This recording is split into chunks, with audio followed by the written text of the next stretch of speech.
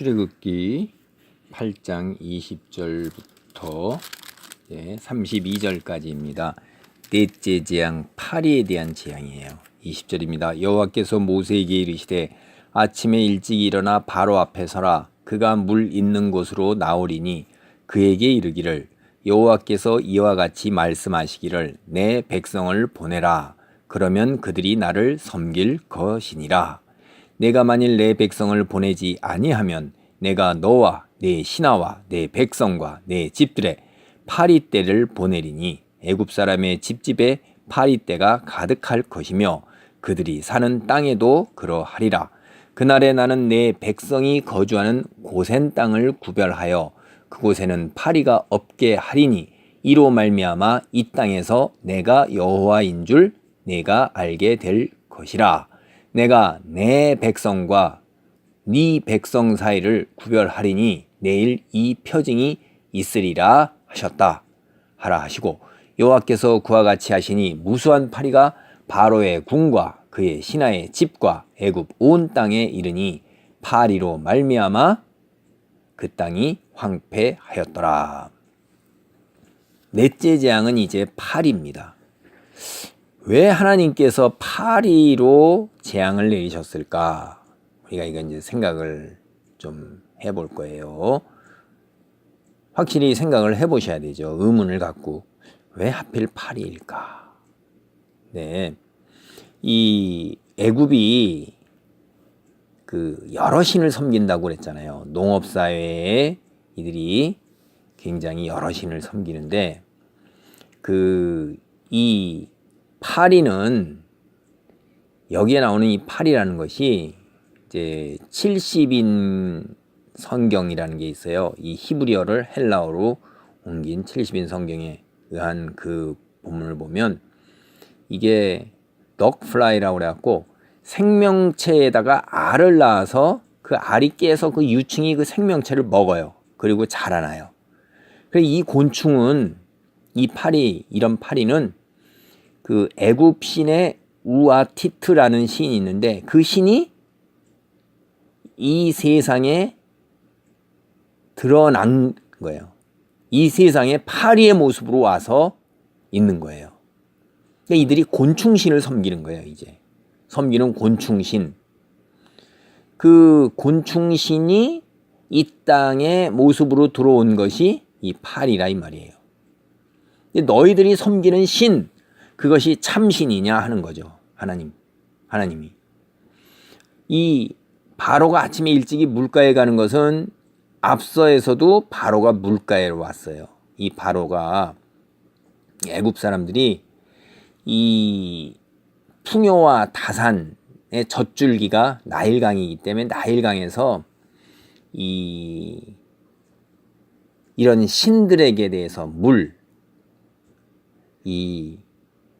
이런 그 풍요와 자기네들에게 다산을 가져오는 신을 이런 거를 찬양하는 노래를 많이 불렀어요. 이 애굽 강에서도 또 그거를 신들에게 감사의 노래를 부르고 그래서 그러기 때문에 이들이 물가에 아침에 일찍 나가서 그 신의 숭상의 한 행태로 그렇게 나왔는데 하나님께서 이제 너희가 섬기는 신이 정말 신이냐 이거죠. 그게 이 신이 축복이 아니라 뭐가 됐어요? 재앙이 되는 거예요. 재앙이. 파리가 온 땅에 다 있을 때 어떻게 하겠어요? 그게 한번 여러분 가만히 생각해 보세요. 우리는 파리가 가끔씩 있어도 참 힘든데 이게 집에 파리가 때로 와요. 때로. 그리고 집에 그 파리떼가 가득할 때 바깥에 땅에도 가득해요. 이게 얼마나 힘들 거예요. 그게 무슨 자기들이 섬기는 신이 축복을 내리는 것이 아니라 오히려 저주와 재앙이 되는 거니까 얼마나 힘들어요. 그런데 그 너희가 섬기는 신이 너희한테 오히려 재앙이 되는데 내 백성 이스라엘 민족 있는 고센 땅에는 파리떼가 하나도 없다 이 말이에요. 이게 우연하게 된 거냐? 아니라는 거예요. 내 백성하고 네 백성하고는 분명히 구별을 하겠다. 바로 너는 네가 섬기는 신에 네가 아들이라고 생각하고 내가 신이라고 생각하지만은 그래서 네 백성 위에 네가 군림하지만은 너는 결코 그렇게 되지 못한다 이거예요. 네가 섬기는 신이 너한테 재앙이 된다는 거예요. 그게 파리 때의 재앙인 것입니다.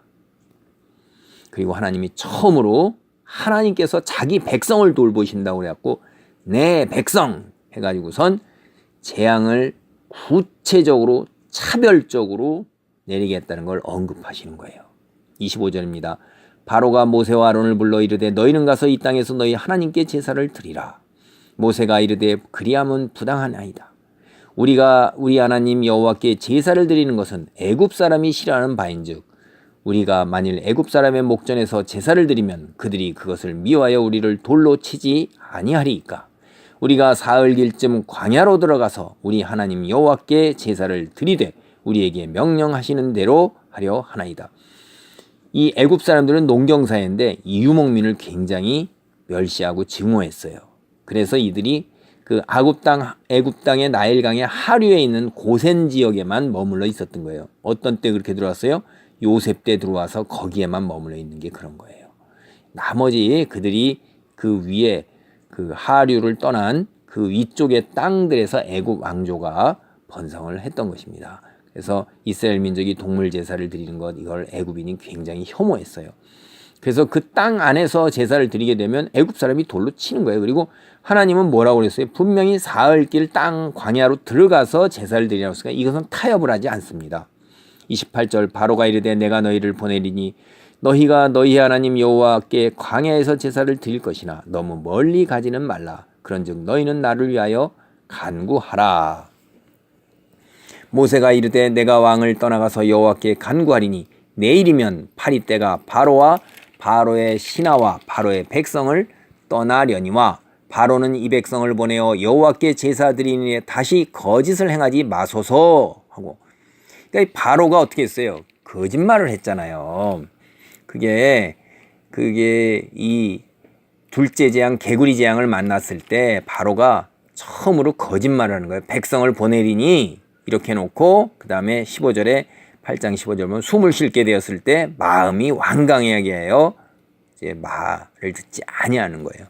그러니까 넷째 재앙이 내리니까 이제 또 어떻게 한 거예요? 지금 모세와 아론을 가서 제사를 드려라. 그러니까 거짓을 행하지 마소서. 이렇게 바로 당신이 또 거짓말한다. 그렇게 거짓말하지 말아라 하는 얘기를 못 박은 거죠.